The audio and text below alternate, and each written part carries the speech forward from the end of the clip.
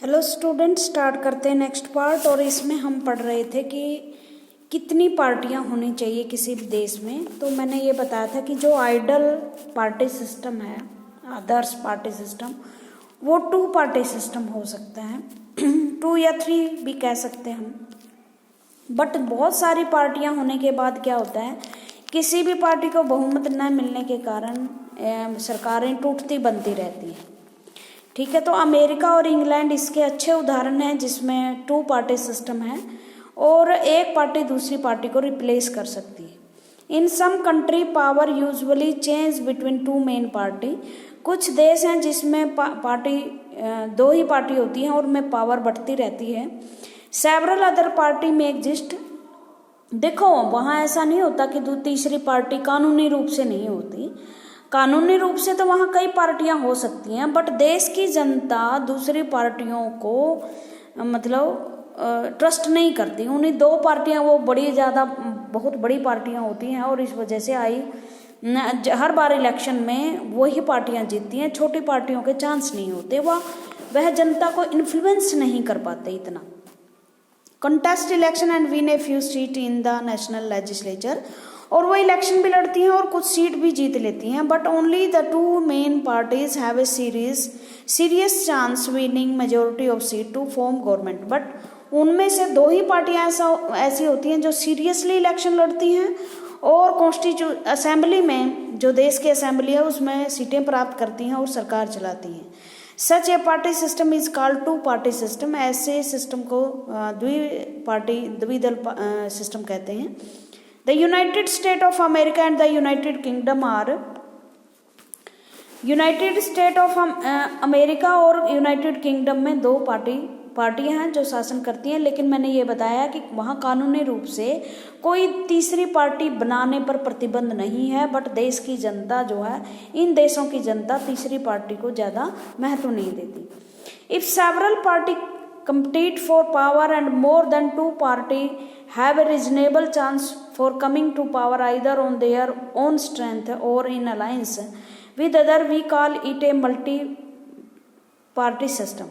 But किसी भी देश में क्या होता है कि बहुत सारी पार्टियां बन जाती हैं। जैसे हमारा देश एक डाइवर्स कम्युनिटीज़ का देश है, तो हर कम्युनिटी की अपनी एक पार्टी होती है और उनकी उस कम्युनिटी की उस पार्टी में निष्ठा होती है। तो हमारे देश में बहुत सारी पार्टियां हैं। एक इटली जैसे देश में भी बहुत सारी पार्टियां हैं। Thus in India we have a multi party system. इस वजह से बहुत सारी पार्टियां चुनाव में लड़ती हैं। हमारे यहाँ तो ये है कि हर राज्य में अलग अलग पॉलिटिकल पार्टियां हैं और शासन भी कर रही है। बट ये तो है कि कुछ काल छोड़ दें, 1989 से लेकर 2014 तक, ये ऐसा काल था जब यूनियन गवर्नमेंट भी हमारे यहाँ बहुत सारी पार्टियों से मिलकर बन रही थी। जैसे यूपीए और एनडीए का फ्रंट बना था कांग्रेस के नेतृत्व में और बीजेपी के नेतृत्व में। कांग्रेस लीड जो है यूपीए, यूनाइटेड प्रोग्रेसिव अलायंस, और BJP lead NDA, national democratic alliance. इनके नाम याद करना। उस टाइम यूनियन गवर्नमेंट, हमारे सेंटर में कोई भी ऐसी पॉलिटिकल पार्टी नहीं थी जो सरकार बनाने में कामयाब हुई हो। तो इन पार्टियों ने बहुत सारी पार्टियों से मिलकर ये अलायंस बनाई थी और काफ़ी लंबे समय तक इन अलायंस का हमारे देश में शासन भी रहा। लगभग 20 साल तक, 20-25 साल तक ये शासन करते रहे। बाद में बीजेपी आई है अभी 2014 में, और उसके बाद एक दल की सरकार अब बनी है। उससे पहले कांग्रेस पार्टी हमारे देश में एक छत्र पार्टी हुआ करती थी जो हर बार इलेक्शन जीत जाती थी और दूसरी पार्टियां हमारे यहाँ सत्ता में नहीं थी। बट हमारे यहाँ स्टेट्स में बहुत सारी पार्टियां शासन करती थी। जैसे हरियाणा में इनेलो पार्टी शासन करती थी, पंजाब में अकाली दल शासन करता था, राजस्थान में बीजेपी और कांग्रेस की टक्कर थी। इसी तरह तमिलनाडु में डीएमके, अन्ना डीएमके पार्टी शासन करती हैं। तमिलनाडु में, आंध्र प्रदेश में तेलुगु देशम पार्टी शासन करती है। उड़ीसा में नवीन पटनायक की पार्टी है, बीजू जनता दल, वो पार्टी शासन कर रही थी। बंगाल में साम्यवादियों की सरकार थी, बाद में अभी तृणमूल कांग्रेस शासन कर रही है। तो इस तरह राज्यों में हमारे यहाँ अलग अलग पार्टियां शासन कर रही हैं। In this system the government is formed by various party coming together in a, और इस तरह से क्या होता है कि जब एक पार्टी को बहुमत नहीं मिलता तो बहुत सारी पार्टियां मिलकर चुनाव लड़ती हैं और चुनाव में वो क्या सरकारें बनाती हैं। उसके बाद कोएलिशन की पार्टियां बन जाती है, मतलब बहुत सारी पार्टियां होती हैं, चुनाव लड़ती हैं, बट चुनाव में दो पार्टियां या एक पार्टी बहुमत प्राप्त नहीं करती तो बहुत सारी पार्टियां मिलकर गठबंधन बना लेती हैं और गठबंधन से सरकारें चलाती हैं। मैंने जैसे यूपी और एनडीए का उदाहरण दिया आपको। When several parties in a multi-party system join hand for the purpose of the contesting election and winning power, it is called an alliance or a front. जब बहुत सारी पार्टियां सरकार बनाने के लिए एक दूसरे का हाथ थाम लेती हैं या एक दूसरे का साथ देती हैं, उसे हम या तो अलायंस कहते हैं, गठबंधन, और या कहते हैं कोई front Morcha. For example, in India, there were 3 such major alliances in 2004 parliamentary election. 2004 में हमारे यहाँ इसी तरह के 2 महत्वपूर्ण अलायंस थे। पहला था एनडीए, नेशनल डेमोक्रेटिक अलायंस, जो बीजेपी के नेतृत्व में चल रहा था, और दूसरा था कांग्रेस के नेतृत्व में United progressive alliance and the left front. और कुछ ऐसी पार्टियां थी जो इन दोनों फ्रंट में नहीं थी, तो उन्होंने एक अलग से बनाया हुआ था left front. The multi-party system often appear very messy and leads to political instability. But आपको पता ही है, जब एक दल को बहुमत नहीं मिलता और बहुत सारी पार्टियां स्वार्थ के कारण साथ में आती हैं तो सरकार पर दबाव डालती हैं कि हमारे हित में फैसला कीजिए, हमें ज़्यादा ग्रांट दीजिए, हमें मंत्री पद दीजिए। मतलब सरकार प्रेशर में काम करती है और वो धमकियां देती रहती हैं कि अगर आप ये नहीं करोगे तो हम आपका अलायंस छोड़ देंगे। जैसे अभी आंध्र प्रदेश के सीएम थे चंद्रबाबू नायडू, तो उन्होंने बीजेपी पे दबाव डाला था कि आंध्र प्रदेश को आप स्पेशल राज्य का दर्जा दीजिए। स्पेशल राज्य का दर्जा उन राज्यों को दिया जाता है जो अविकसित है, मतलब उनका विकास नहीं हुआ, जैसे बिहार, उड़ीसा जैसे राज्य।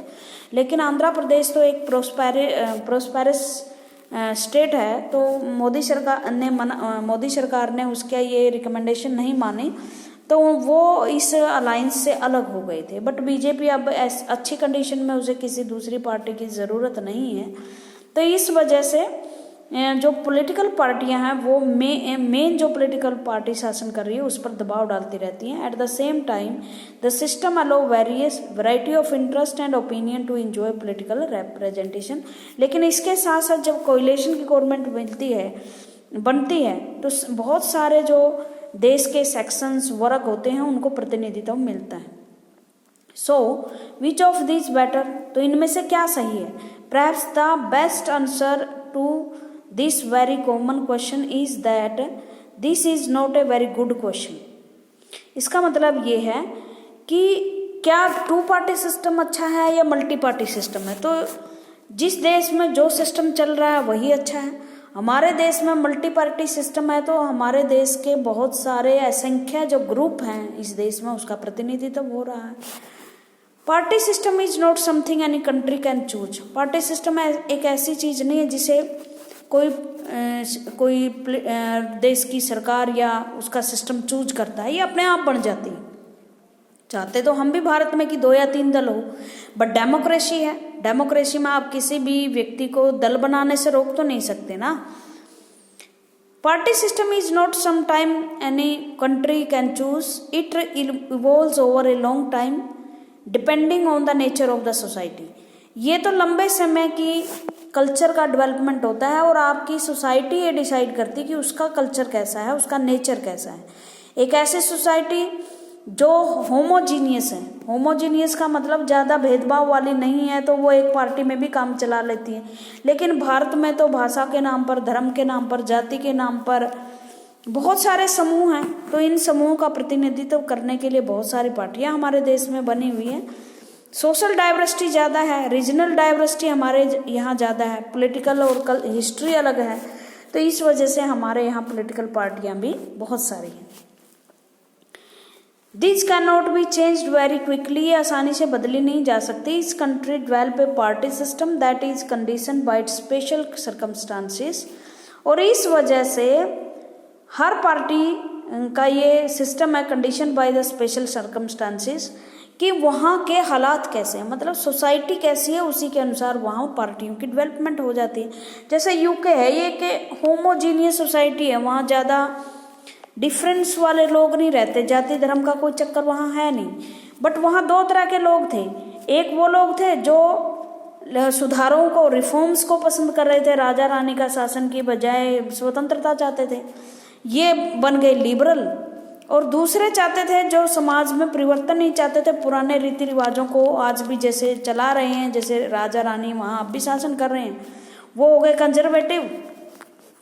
ठीक है, तो इस तरह से दो तरह की शासन बन गई, एक कंजर्वेटिव, एक लिबरल, लेबर पार्टी, और एक मजदूरों की पार्टी थी लेबर, जो नए सुधारों के लिए काम करती थी। तीन पार्टियां मेन वहाँ इंग्लैंड में। इसी तरह अमेरिका में दो हैं, डेमोक्रेटिक और रिपब्लिकन पार्टी, क्योंकि वहाँ किसी भी कंट्री की सिचुएशन मायने रखती है कि आपकी सिचुएशन क्या है, उसी के हिसाब से दलों का वहाँ विकास होता है। ठीक है,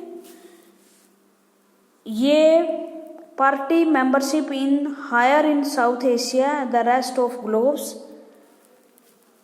पार्टी मेंबरशिप दिखाई गई है, इसमें कोई ज़्यादा वो नहीं है। उसके बाद हम पढ़ते हैं कि दो तरह की पार्टियां होती हैं हमारे यहाँ। इंडिया का एक उदाहरण पढ़ते हैं। एक होती है नेशनल पार्टियां। नेशनल पार्टी वो होती है जो सेंटर में गवर्नमेंट बनाती है, मतलब सारे भारत से लोग वहाँ चुनकर आने की संभावना होती है। स्टेट गवर्नमेंट वो होती हैं, स्टेट पार्टियां वो होती हैं जो किसी एक स्टेट में सरकार बनाती हैं या एक स्टेट में इलेक्शन लड़ती हैं, बट इनका क्राइटेरिया अलग है। हमारे संविधान में तो इनके बारे में कुछ लिखा हुआ नहीं है, पार्टीज के बगैर में हमारा कोई संविधान में इनका जिक्र नहीं है। बट एक एक्ट है, प्रतिनिधित्व एक्ट 1950 और 51 का, representation people act of India, उसमें इन पॉलिटिकल पार्टियों का जिक्र है कि किस पार्टी को हम नेशनल पार्टी मानेंगे और किस पार्टी को हम स्टेट या रीजनल पार्टियां मानेंगे। नेशनल पार्टियां हमारे यहाँ 7 है। ठीक है, अभी अभी तृणमूल कांग्रेस जो बंगाल में शासन कर रही है, ममता बनर्जी वाली पार्टी, 1994 में शायद इसका गठन हुआ था, तृणमूल कांग्रेस, इसको अभी नेशनल पार्टी का दर्जा मिला है। अब हम वो क्राइटेरिया पढ़ेंगे जिसके आधार पर किसी भी पार्टी को नेशनल पार्टी और किसी भी पार्टी को स्टेट पार्टी माना जाता है। और ये कौन मानता है? ये इलेक्शन कमीशन तय करता है कि कौन सी पार्टी स्टेट पार्टी है और कौन सी पार्टी नेशनल पार्टी है। नेशनल कमीशन ऑफ इंडिया, ये संवैधानिक संस्था है, नेशनल कमीशन ऑफ इंडिया। सारी पार्टीज की, सिंबल्स की, इलेक्शंस की जिम्मेदारी इसी की होती है। Democracy that follow A federal system, एक ऐसी डेमोक्रेसी जिसमें आपका राज्य संघात्मक है। संघात्मक को मैं पढ़ा चुकी, जहाँ 2 तरह की सरकारें बनती है, एक यूनियन गवर्नमेंट और एक state government. All over the world tend to have 2 kind of political party, सारे संसार में 2 तरह की पॉलिटिकल पार्टियां हैं। Party that are present in only one of the federal units, एक ऐसी पार्टी जो फेडरल यूनिट्स में प्रेजेंट होती है, and party that are present in several or all units of the federalism, वैसी पार्टियां जो उसकी यूनिट्स माने स्टेट्स में होती हैं। Okay, this in the case in India as well, Bharat में भी ऐसा ही है। There are some countries wide party, कुछ ऐसी पार्टियां हैं जो सारे देश में इलेक्शन लड़ती है, उनकी पहुंच दूर दूर तक है।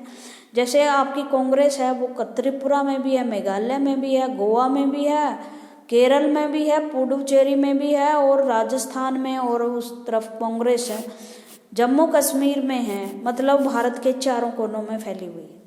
बट अगर आप जननायक पार्टी हरियाणा में जो अभी बनी है, इनेलो पार्टी, वो उसका त्रिपुरा में, महाराष्ट्र में आप नाम भी नहीं सुनोगे। ठीक है ना। तो इस तरह से ऐसी पार्टियां जो नेशनल लेवल की पार्टियां हैं, वो नेशनल पार्टियां होती हैं, और जो स्टेट में इलेक्शन लड़ती हैं स्टेट में ही उनको जाना जाता है। कुछ राज्यों के प्रतिनिधियों की पार्टी है, अपने क्षेत्र के हितों के लिए लड़ती हैं, ऐसी पार्टियों को हम रीजनल पार्टियां कहते हैं। These parties have their units in various states, but by and large all these units follow the same policies. जो नेशनल पार्टी हैं, there are some wide parties which called national parties. These parties have their units in various states. मतलब बहुत सारी states में इनका units होती हैं, चाहे कम या ज़्यादा होती हैं, बट इनकी जो हर स्टेट में पॉलिसी और प्रोग्राम सेम होते हैं। मतलब ये है कि नेशनल लेवल पे जो आइडियोलॉजीज बनाई जाती है एक पार्टी के द्वारा, वो हर स्टेट पर लागू होती है। मतलब ये नहीं कि स्टेट वाइज उनके सिद्धांत बदल जाते हैं। Every party in the country has to registered with the election commission. हर पॉलिटिकल पार्टी इलेक्शन कमीशन में रजिस्टर्ड होती है। इलेक्शन कमीशन में रजिस्ट्रेशन करवाना पड़ेगा भाई, अगर आप पॉलिटिकल पार्टी बना रहे हो तो सीख लो कैसे पॉलिटिकल पार्टी बनानी। While the commission treat all parties equally, it offers some special facility to large and established party. जैसे ही आपकी पार्टी रजिस्टर्ड हुई तो आपको कुछ फैसिलिटीज दी जाएंगी, जैसे आपको सिंबल दिया जाएगा, चिन्ह दिया जाएगा पार्टी का।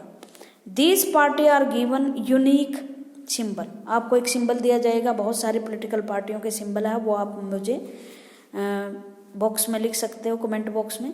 Only the official candidate of that party can use this election symbol.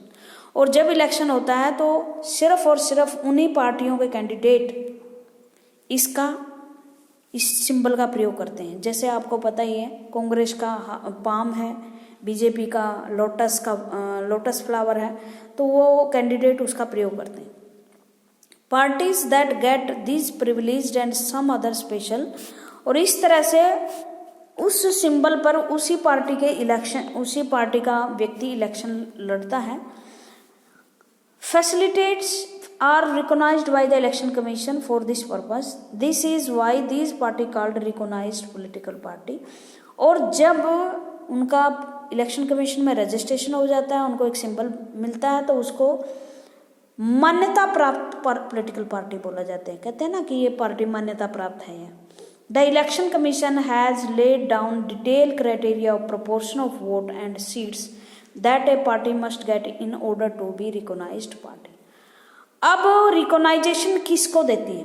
Election हुए, आपने कहा कि जी इलेक्शन कमीशन को एप्लीकेशन डाली कि मेरी पार्टी को आप रिकॉग्नाइज कर दें, तो किस आधार पर इलेक्शन कमीशन उसको रिकॉग्नाइज करेगा कि आपने इलेक्शन में कितने वोट प्राप्त किए हैं या नहीं।